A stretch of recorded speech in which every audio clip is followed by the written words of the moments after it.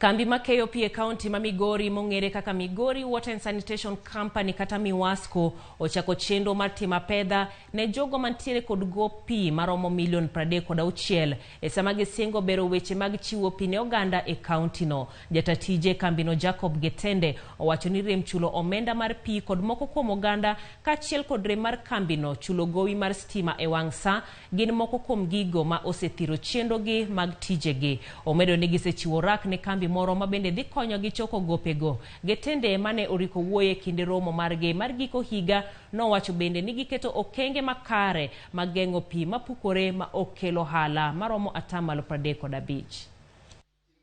We have challenges.